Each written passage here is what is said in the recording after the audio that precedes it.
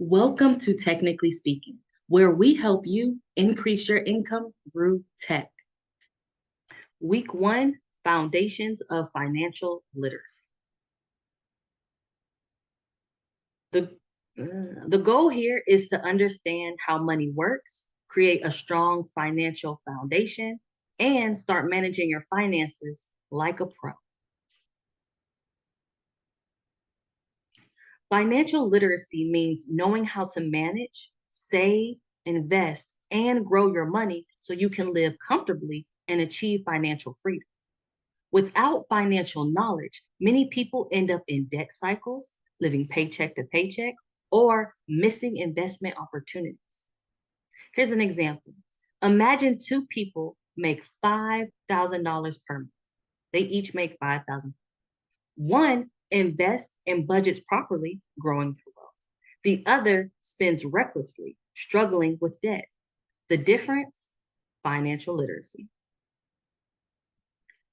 A budget tells your money where to go instead of wondering where it went. Step 1 is to use the 50-30-20 rule. Now, the 50-30-20 rule is an easy to follow budgeting system that helps you manage your money efficiently by dividing your income into 3 main categories. You have your needs, which is 50% of your income. This covers rent, utilities, groceries, and insurance. Your wants is 30% of your income. This covers eating out, entertainment, shopping, subscriptions, travel, etc. And then the third category is savings and debt repayment. This is 20% of your income.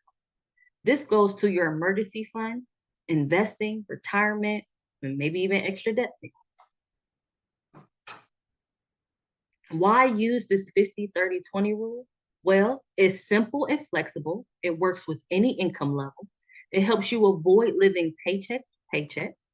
And it ensures that you save and invest consistently. A tip here would be to automate savings by setting up direct transfers to an emergency fund or an investment account. Your credit score determines whether you can borrow money cheaply or get stuck with high interest debt. So your credit score is like a grade for your money habits. It tells banks, lenders, and even landlords how trustworthy you are with money. So credit score ranges. You have 800 to 850, which is excellent. You're a credit god. 740 to 799 is very good. You get low interest rates and approvals. 670 to 739 is good. Most lenders will approve you here. And then you have 580 to 669, which is fair. You may get approved, but it's going to be at a cost of a higher interest rate. And then you have 300 to 579, which is poor credit. You're going to get credit rejections or just expensive loans. Now, why this matters is good credit will get you approved for things like apartments, car loans, and credit cards. A high credit score saves you thousands in interest on loans and credit cards. What affects your credit score is 5 major factors. We have payment history. That's 35% of your credit score. This means that you pay your bills on time. This is the most important. Then we have credit utilization, which is 30% of your score. This means that you keep your credit cards below its balance, so below 30% of your limit. Factor 3, we have credit age. This is 15% of your credit score. The longer your credit history, the better. 4, credit mix, 10%. Having different types of credit, like credit cards, loans, that all helps in this credit mix. And then new credit increase is 10% as well. So too many new credit applications will lower your score. A simple hack here would be to build credit fast, is to pay on time and keep your credit card balance low. Let's talk about debt. Debt is when you borrow money and have to pay it back later, often with interest. Some debts help you build wealth, while others drain your money. Let's talk about it. Good debt helps you build wealth. Student loans, if they lead to higher income jobs. Uh, Mortgages, buying a house can increase your net worth. And business loans, if it helps you grow a profitable business. Now, bad debt that costs you money can consist of credit card debt, high interest, expensive if it's not paid off. Payday loans, super high interest, and it's a financial trap. Car loans, depreciating asset, and it costs more over time. Now, how to handle debt smartly? You want to pay off high interest debt first, like credit cards. Avoid borrowing things that lose value, like cars and clothes. And if you have debt, create a payoff plan, snowball, or you can use the avalanche method. Now, interest is the cost of borrowing money. Low interest rates means you pay less over time. That's good. High interest rates means you pay more over time, which is bad.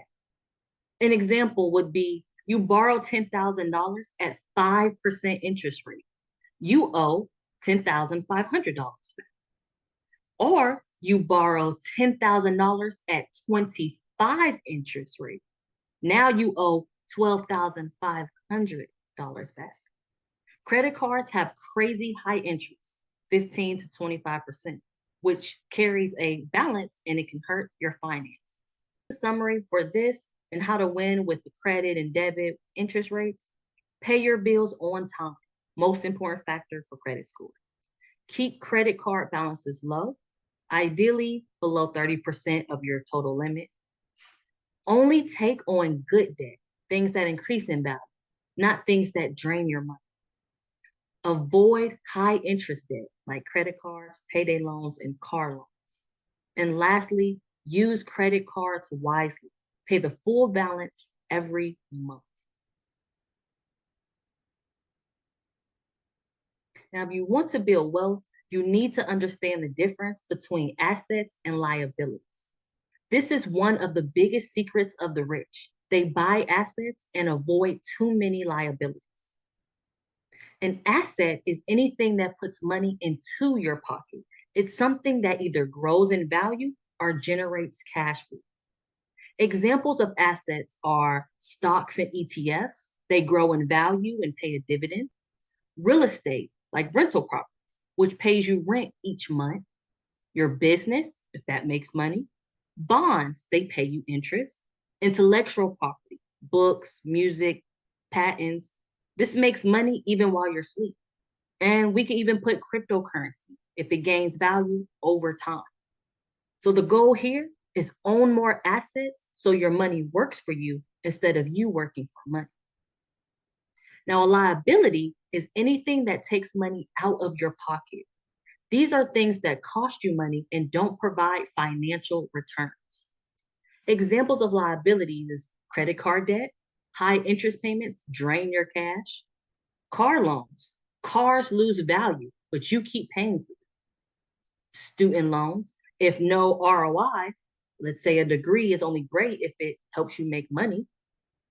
Expensive clothes and jewelry lose it in resale value. And rent, instead of owning, you're paying for someone else's asset.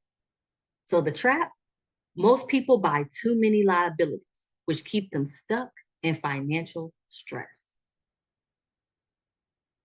All right, so we have an assignment for this week, and we're going to create our personal financial plan. So, step one, create your budget. I want you to use the 50-30-20 rule. So, how much do you earn, and how much goes to your needs, your wants, and your savings? Step two, I want you to check your credit score. You can use something like Credit Karma, or any bank's app if you have Capital One or maybe Navy Federal, and you can check your credit score. And if it's low, I want you to take a look and see what can you do to improve it.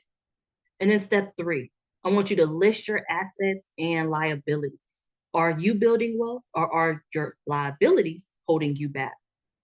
So once you have all that all together, I want you to track your spending for 1 week. Let's see where your money goes, where you're spending the most money. If you have debt, make a plan towards it to pay it off efficiently. and start saving at least $1,000 to your emergency fund. Master these basics, and you're on the way to financial freedom. If you want a budgeting template to get started, let me know.